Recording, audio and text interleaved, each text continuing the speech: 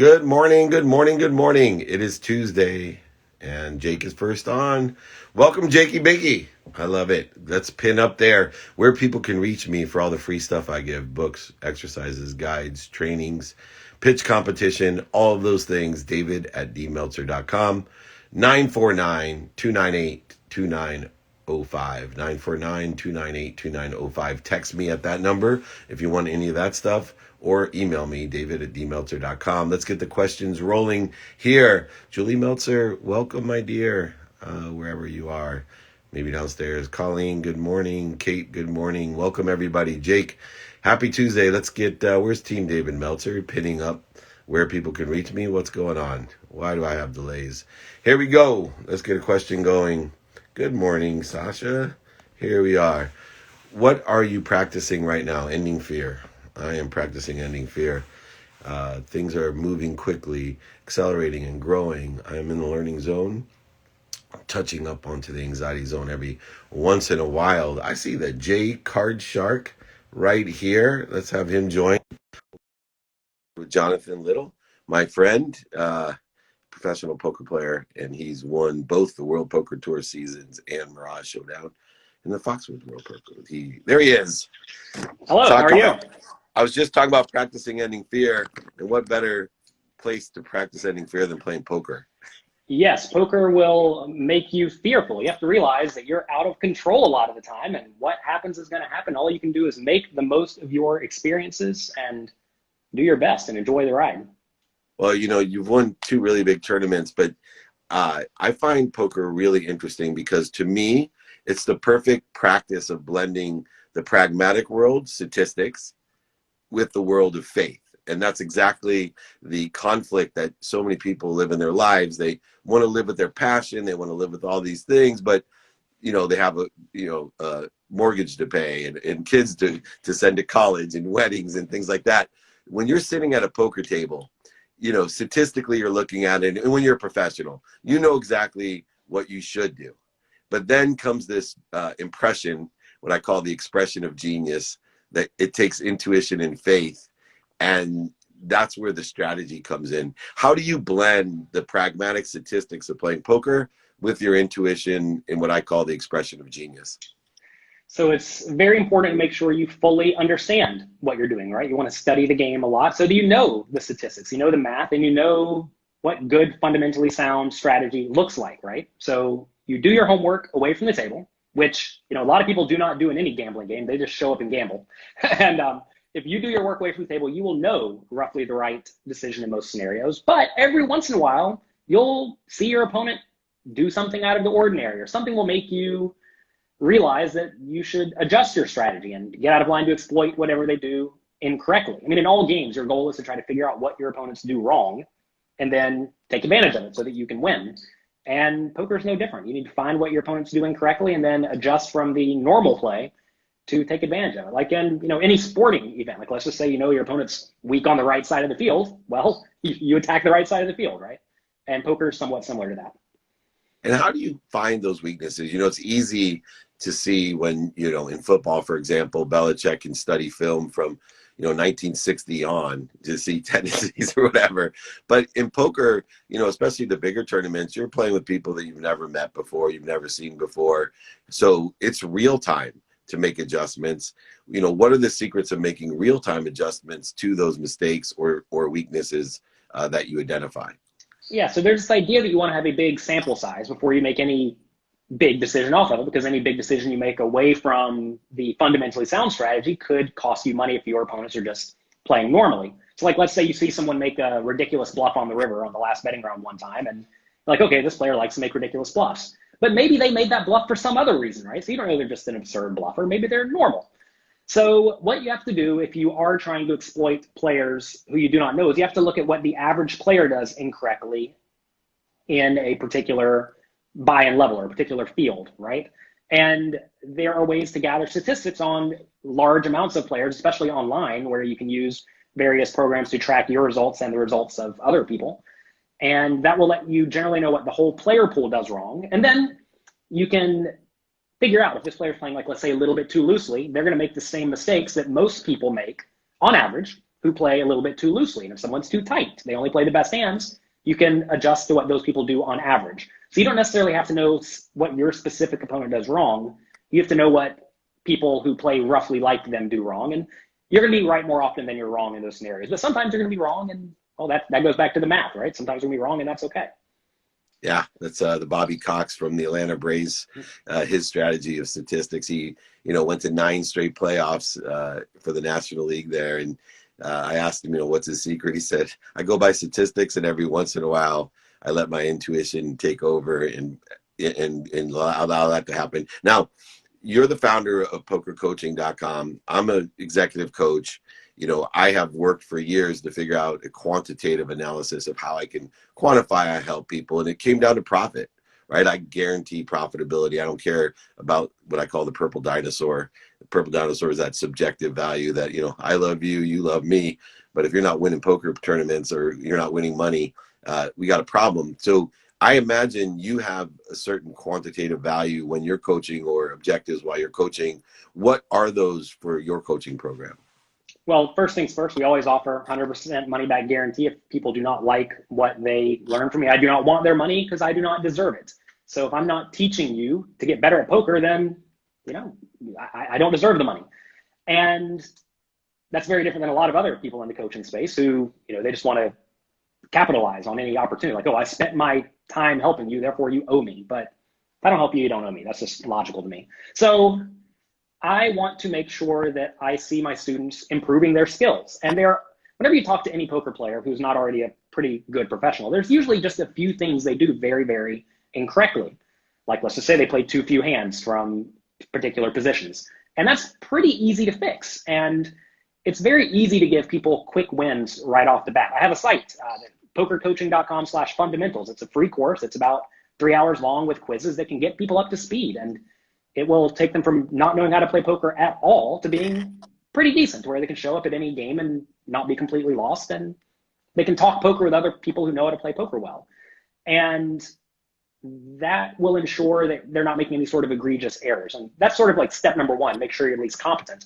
And then from there, it's really figuring out essentially a system you can use over and over again while you're at the table to figure out roughly what to do with your particular hand in every spot you encounter. And once you can come up with the best player, the second best play, and every spot you're in, you'll probably be better than most people you encounter, even at the high stakes. Now, one of the things that I coach is find the right game. So understanding my capabilities, my skills, my knowledge, and of course, my desire.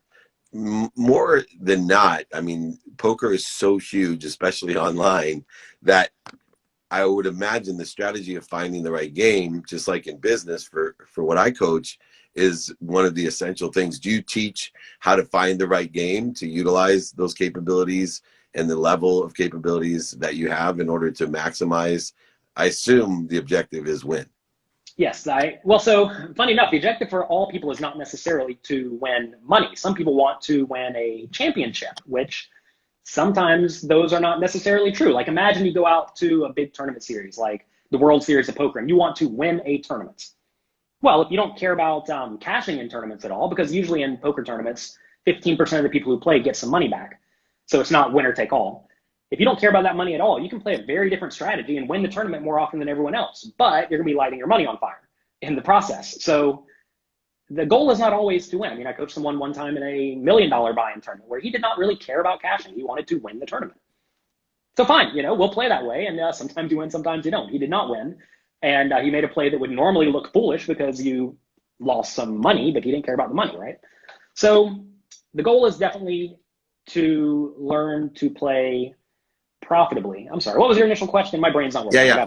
About finding the right game. So like, I'll give you an example. Okay. If you're really good, you can make money all day long by finding lower level games. Mm-hmm. And, the lower level games still pay a decent amount of money for a few hours, right? And just pick up some money and leave.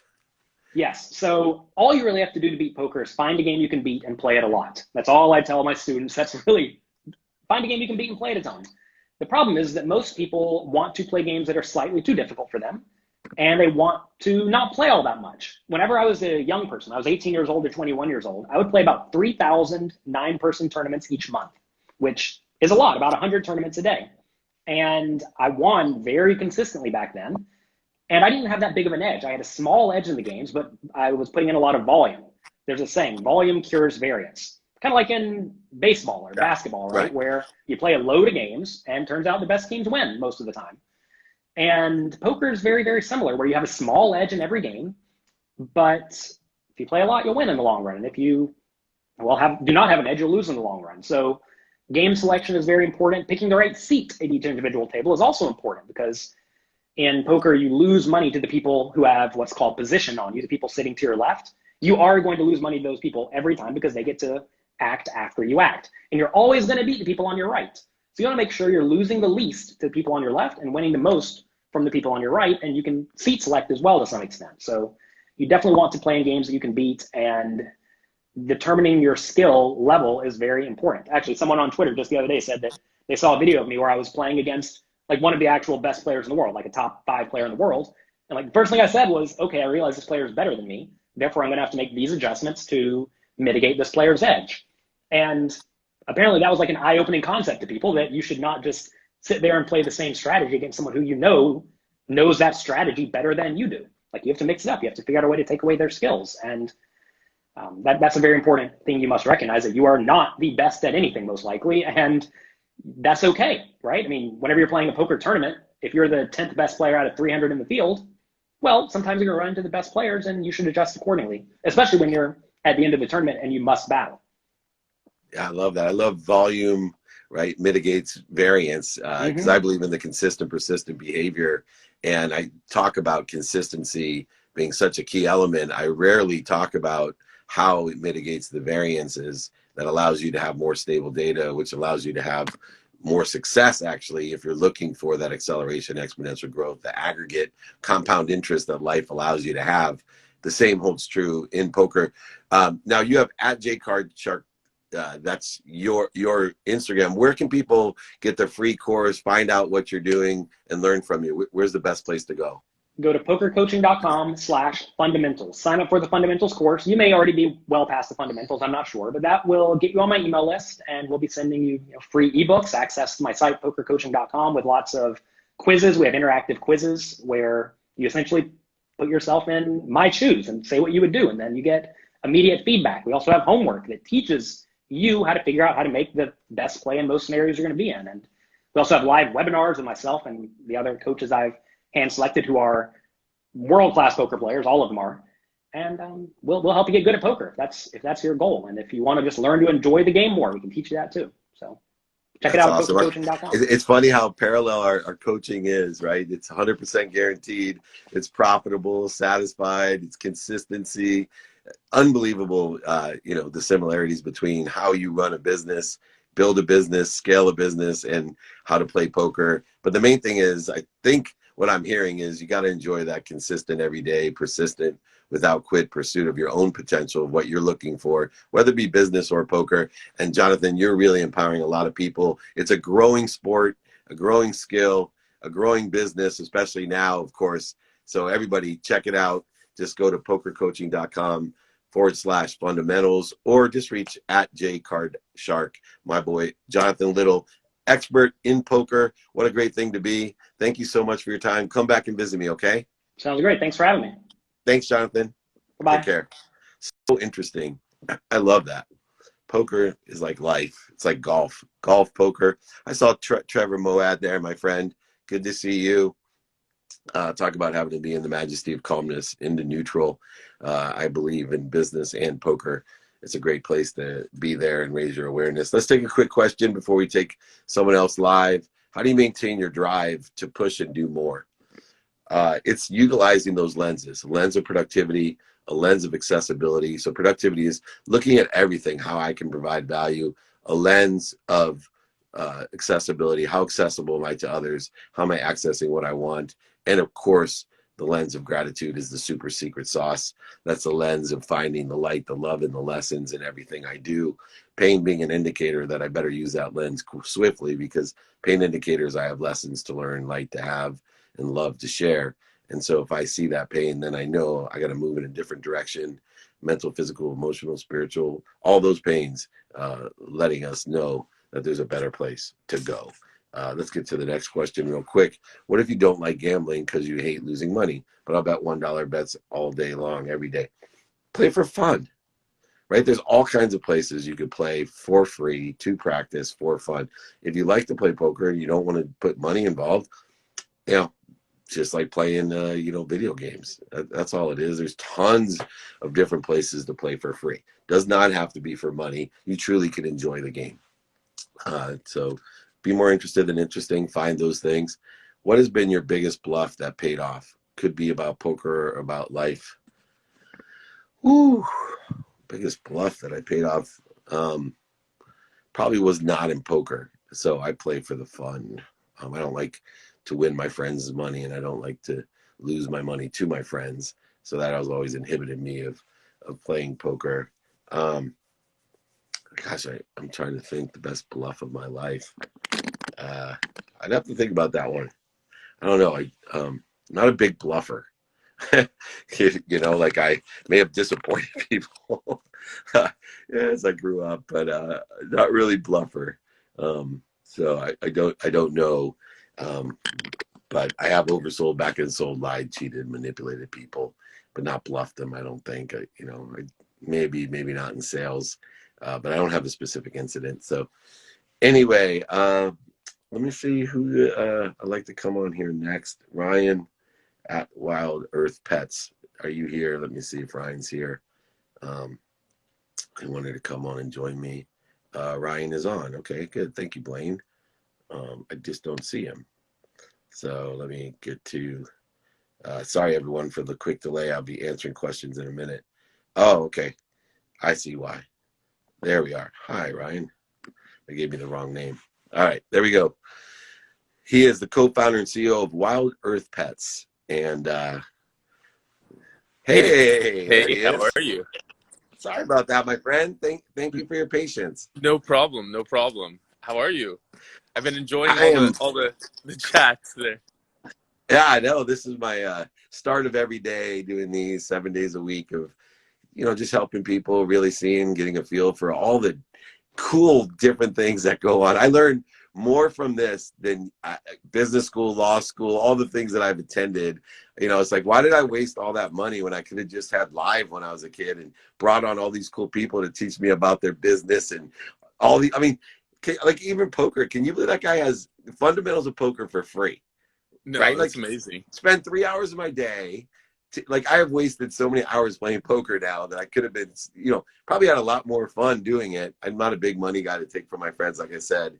But you got a great business as well. One of my friends funded you from Shark Tank, right? Mark Cuban Yep, put Mark. a little bit of money in there. Yeah. He's one smart guy, isn't he? He's crazy smart. And it's honestly like when he invested in us from Shark Tank, I had no idea how much of a mentor he would turn out to be. Because I talk to him almost every week, which is kind of wild. How about this with Mark Cuban, Warren Buffett, Jack Canfield, Bob Proctor, some of my bigger friends. Amazing. You know what is amazing about them? If I email them, they're like the first ones to get back to you right away. Isn't that weird? Like Mark especially, I have never waited like 15 minutes for an email back. They're very short, like mine, right? Like very short emails, but he gets back like this. And meanwhile, I have other people like that are paying me, right? That are paying me to coach them. And I'm waiting like 3 days and they'll be like, oh, sorry, it took me so long to get back to you. Yeah, Mark. True, Mark right? is like, yeah, do it. No, that's stupid. Those are his emails back, right? Right. Yep. No, got it. Yep, I get it. Go. Stop. Yeah. He was so cool. Like sometimes I'll give him something. He's like, no, like that's all the email says. No. And then another time it's like, hey, do you want to support our Olympic teams and do this for charity and this? Yeah. How much? And I'll send him something like 250 grand. Yep. That's it. He's done. He's so awesome. Anyway, you have plant-based pet food, obviously a huge growing space, not just for human beings, but for animals as well. During this compressed time of uncertainty and accelerated change, my pet has become more essential, not just to me, but to my entire family. Yeah. And raising my awareness of what she needs, what, the effects of the different things she eats. When you're living the accelerated active life, and the kids are in school, and you don't notice certain things, but I absolutely have noticed how important her diet is and the effects on her energy and how much she brings to my family. Yeah. I did not want to get close to my dog because I had one for 18 years, and the hardest day of my life is when I had to put her down. And I didn't want to go through that again. I'm such a chicken. I'm a hypocrite and a chicken. I tell people practice any fear. Now because of COVID, it's like I'm almost closer to the dog than I am to my wife. We're like competing. Give me a little bit of an idea why it's essential for plant-based dog food compared to normal dog. Yeah. So David, I 100% agree about dogs. Like, I think dogs teach us a lot about ourselves and about life in general, right? I mean, even the loss that you had with your dog, they teach us about life, right? And I think, for me, my dog Liza, during the pandemic, whenever anything crazy is going on, my dog's always there with me, right? I think dogs bring us calm, and like, they make us realize that, yeah, this too shall pass. This is still life. We're still alive. We're still here. Everything's changing, but it's okay. We're still here, right? It's still life. And they still want to eat, and they want to go for walks, and they bring this like routineness to our lives, which I love. And so, really my mission was to help everyone's dog, including my own, eat healthier, eat better. And so that's why I started Wild Earth. We're a plant-based, high-protein, plant-based dog food. So it's really important to have enough protein. We make sure that it's high protein, very similar to the ancestral diets. But the good thing is that it's plant-based and clean. Our mission was really to, transform the pet food industry. So I don't know if you've looked into, some of the issues that have happened recently. I'm sure you've stayed on top of all of this stuff, which is that, like 100 million units of dog food recalled for high levels of euthanasia drug, right? This is a toxic chemical in contaminated meat. Didn't make any sense to me. I was like, why are we feeding contaminated meat to our dogs? And the more I looked into it, I was like, oh, the supply chain's broken. And so that's what gave me the idea behind Wild Earth. It was like, if we make something that is as high protein or higher than existing dog food, but it's clean, plant-based, and we know what the supply chain looks like, we can make healthier products for our dogs. And we start first with plant-based. I think one of the big misconceptions that people have, as well, is that dogs are carnivores. They're actually omnivores like us. Different to cats. Cats are different. But dogs, no turkey, everyone. No turkey. No turkey, no turkey. Yeah. So, turkeys are very different. And so it's basically like the main thing is, how do we keep them, healthy? And so that's been the focus of Wild Earth. And I think that very few people have really tried to take on transforming pet food. If you look at most pet food, it's basically the same thing. Right? It's the same thing in different packages, whether you're talking about, Blue Buffalo, Purina, Pedigree, it's pretty much the same thing. Sometimes they're even coming out of the same factories. And so we were on a mission to really just transform, the base product. And so that was what we did with Wild Earth. And with dogs, nutrition, I believe nutrition is 70 to 80% of our health, beyond genetics by far, right? So you have your 100%. DNA, but then then it goes nutrition, then it goes exercise. But, predominantly nutrition, you can just move and eat well and be very healthy. You don't have to work out super hard. How about dogs? Is that true? What percentage is nutrition compared to exercise? It's very similar. I mean, dogs require a lot of exercise. Some, depending on the age of the dog, right? So obviously, I mean, you've had both young dogs and old dogs. You have a young dog, they will out exercise you. They'll out exercise any athlete. Like a 4-year-old little boy. Like a 4-year-old little boy. They tested. No, people have to hear this real quick. They tested the energy. They put sensors on a 4-year-old little boy, and then they had Lance Armstrong try to mirror the energy output of the 4-year-old little boy. You're talking about, while he was roided up and everything, he could not give more output than a 4-year-old little boy of energy. Same thing's two-year-old dog. The same thing's true. That's amazing. They'll run themselves till they die. You just can't run after them fast enough. Same thing with a younger dog. Older dogs obviously are more relaxed, more chill. Liza is a little older, so she likes her walks. She can still outrun me, to be honest. But she's like nearly 10 years old. She's still fast and strong. And I think that's really the focus, right? How can we provide the optimum nutrition for ourselves?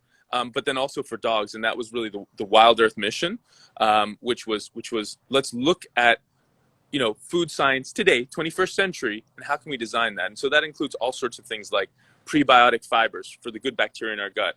That includes the omega-3s and 6s, making sure they're in the right ratios. That includes the right ratio of amino acids and the proteins. Like all these things that are really important. I think Freeman is saying, how do you calm them? That's a different challenge. Yeah. That nutrition is an important part, but Take it them doesn't running. solve That's everything. how you calm them down. Take them running. Yeah, take them running. Yeah. And then you're the one lying on the couch and they're still running around. Exactly. So yeah, so That's that's awesome. really been the mission. We're actually coming out with some other great products. My background is I came from the world of biotech, and so I used to help develop therapeutic drugs. I think this is very timely. I actually used to help develop vaccines like flu vaccines and things like that, cancer drugs. And so to me, I view nutrition in a very different way. And so it's really nutrition designed from the ground up with what we know today about science, not what we knew in the 1960s when we first made dog food. Yeah. Well, I knew dog food was not good when my wife, who didn't know how to cook when we first got married, this is my dog that lived 18 years. He would beg for her cooking, and she's a wonderful cook now. But I knew whatever was in that dog food could not be good because I could not eat my wife's cooking when we first got married. And I would give it to the dog, and it was like heaven for it. I'm like, there's something wrong with this dog food if he likes this better than the dog food. My wife's gonna kill me. She's on here. She's a good cook now, but she didn't even know not to put plastic in a toaster oven when I first met her. Trust me. Oh wow! So it was Because she cooking told me you 101. could put plastic in the microwave. Why can't you put it in the toaster oven? I'm like, oh, geez. Do not have Cooking kids 101. yet. Yeah. That- So Dave, what ended up happening is like a lot of people have been home cooking. A lot of people are actually doing raw dog food. I don't know if you've ever done raw dog food. I mean, that's pretty intense. Like that's people going a long way to make sure they have clean food for their dogs. my dad would feed his dog better than he fed himself. He had a drawer of candy which he lived off of, and then he was making. I went over there. He's making this unbelievable breakfast, and I'm like, oh, can I have some of that? No, that's for Coco. I'm like, what? What about me? Oh, I got a candy drawer for us. I got Reese's peanut butter cups for us. Yeah. My dad lived dog years. He lived till 80, but he really was 560 because of the way he treated himself. So it was well, I mean, he was keeping his brain fed, right, with all the candy. Probably not great for the body. No. Last question real quick. Obviously it costs more to create quality food, whether it's for a human or a dog. Yeah. What is the price differential to feed your dog correctly compared to normal processed dog food? Yeah, so typically if you look at something like Blue Buffalo, it's $40, $50, about $50. With us, if you sign up at wildearthpets.com, it's $63 for subscription. So it's not too much more, just a little bit more every month, a couple, about $10 more every month to feed dogs better. Our mission is really to help as many dogs as possible. Obviously, we're smaller than some of the big dog food companies, and so we have to charge a little bit of a premium. But our aim is eventually so that everyone can afford it. But yeah, we're nationwide. We're in every major city right now. I mean, going back to our mutual friend and our investor, Mark Cuban. He's really helped support us as we've scaled throughout the country, and so we're available. From Los Angeles to New York to Austin to Dallas to, very importantly, Dallas to Phoenix to Miami, everywhere. And it's awesome. It's really part of the COVID. Part of what happened with COVID is we were a direct to consumer business, and we really saw business boom as a result of being an online first, digital first company, which was super interesting. Not what we expected at all. We were just, it was just easier for us to be a digital first company. That's awesome. Last question, just on the quantitative analysis, because I think it's important. And I'm trying to say this without crying even. But so you're, basically $10 more. Because I want people to hear this. What's the average age of a dog? The average age of a dog. So, that's a good question. So the average age of a dog, how long do dogs live? Or yeah, I mean, I know it varies by breed, right? Because it does. And by the way, what do you think? Like dog, 10, 11 years? 10 or 11 years? 10 or 11 years. How what breed was your dog, Dave? Mine was a miniature dachshund. Miniature dachshund. Okay, so that was a good age. Like miniature dachshunds tend to live a little longer than some of the bigger dogs. But yeah, most dogs live 10 to 12 years. That's the average age. What we've seen is that with better food, they live a lot longer. So, That's what I was getting to. So if it's $10 extra a month, 120, $120 a year, yeah. They live 10 to 12 years normally. So, for an extra $1,000 on a normal lifetime, you might get, which is to me, if somebody would give me an extra day with my dog, right? I'd gladly pay that money right now. Yeah. And the dog, I think the dog cost me $800 when I got her. Yeah. So, yeah. I'd pay that just for one day. And I want people to realize that, because not only for dogs, but, a lot of people, when I was in my midst of being an idiot, buying things I didn't need, impressing people I didn't even like, my doctor told me, and I was in my 30s, he's like, you got to stop this. You are burning the candles at both ends. He's like, you treat your Ferrari better than you treat yourself. Literally, you're spending more money on that car than you spend on your own health. And you got to stop. And I want people to think about that when they think about, Wild Earth Pets. Are you spending more money on your car than you are probably one of the most essential parts of your life, most relative things? Everybody I know feels that way about a dog and their dog, like I do about mine. I'm a little bit bummed I feel so close to mine. So I really appreciate what you guys are doing, and I'd love to talk to you. I got my new show is picked up by Bloomberg. I love to promote you and Mark on my show as well. So would love that. So we'll give you a call.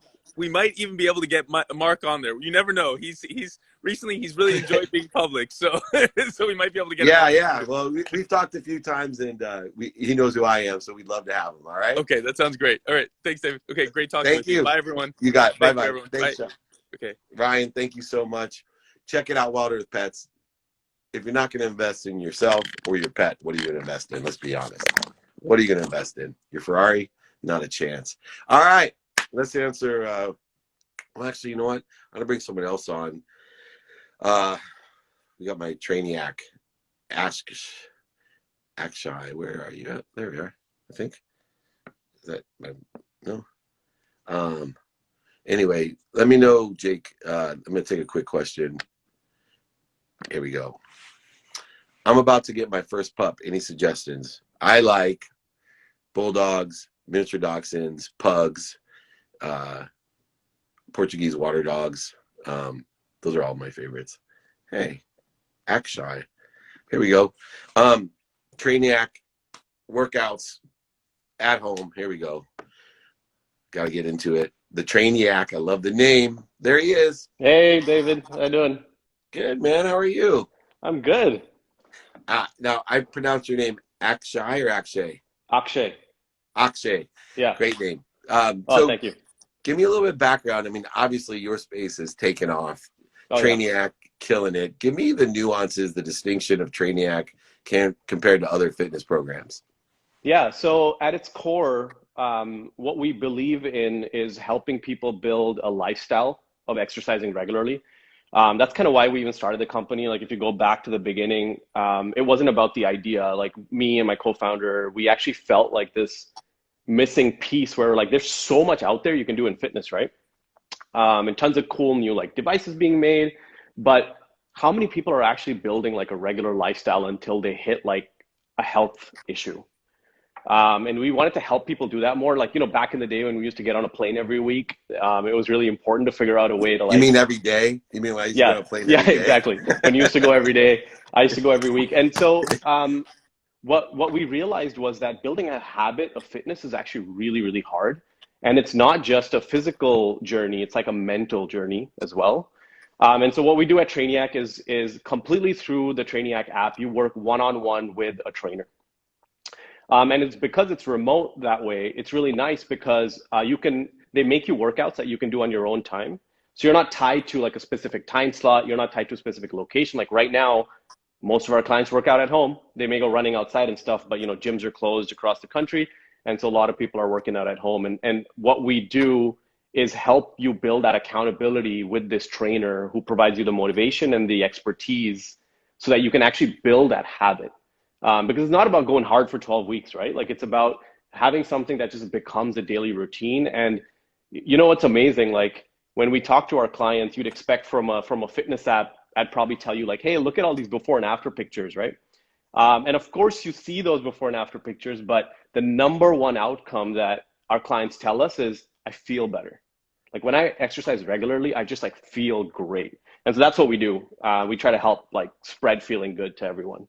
Yeah, which is why, you know, I've had you on Office Hours, the Playbook, why I love to have you on live, because, you know, you're one of my 1,000. You're empowering people to be happy, right? To feel good. I saw Enrique on here too, company I work with, Elevate, right? They do their whole business is based on dopamine, oxytocin, serotonin, right? And endorphins.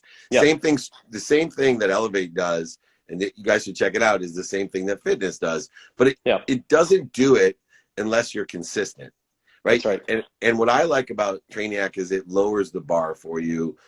One of the other benefits, and why I wanted to have you on to talk about, is how important, we talked a little bit about it with the dog, and he touched on it real fast, but why Trainiac's so important is a dog brings comfort and security in a time of chaos, of compressed times of uncertainty. I have found that my workouts, right, Trainiac has brought me the same type of certainty and control in my life. Why would that be? Yeah, so let's look at 2020, right? Most of us get up every morning. Can we not? Yeah, actually, let's not do that. But and we should actually stop doing this. But every morning I do this too. Like I get up and I look at the news, right? And you feel like, don't do it. But it feels like everything is out of control. Like it's like so many things are coming at you from all directions. And for me personally, and I've heard this a lot from some of our customers as well, it's like that morning or evening or whenever you work out, it's that moment in time where you have control over. It's a centering experience, right? Because it's something you're doing for yourself. It's something that you can do exactly the way you want to do it. And so I think if you start off or end the day on that note of having control, it kind of sets the tone for the rest of your life. So that's one thing. And second is, of course, it's just biological. Like when you work out, it's just like, you know, you will feel better. This is not some like hokey science. It's actually like true. And so, yeah, that's why. Yeah, you know, and you know, I talk about pain, mental, physical, spiritual, emotional, and financial pain, all get resolved by working out. You know, workouts is a form of meditation. Most people don't know that you actually get that meditation. I'm doing a training this Friday on turning setbacks into setups. One of the things I'm going to talk about is I think it's essential to have a Trainiac program, a fitness program that's consistent in order to have that understanding perspective. That there's something about, you know, I always say in my workouts, I got much better at them when I realized the first 10 minutes suck, and just accept it. So the same thing holds true though, consistently training, that no matter how good of shape I am in my whole life, the first 10 minutes of a workout suck. And then it gets really good once the dose comes. The same thing with a setback, right? I think setbacks in my life are like the first 10 minutes of my workout, but I'm conditioned and disciplined in a being, mental, physical, spiritual, emotional, and financial being, to know the first 10 minutes sucks. So I don't see necessarily a setback in the first 10 minutes. I see it more as a preparation, you know, a strengthening, getting ready for the good stuff. And that mental preparation is so key, because you know those first 10 minutes are not going to be that fun, but you can actually help yourself not let that stop you from working out. Like one of the things that we find is, especially now with people working at home, don't work out in a place where you don't enjoy being in your house. Like there shouldn't be like dirty laundry around, and like, you know, like make sure it's a place you want to be in, because already your first 10 minutes are going to be like difficult to get into it.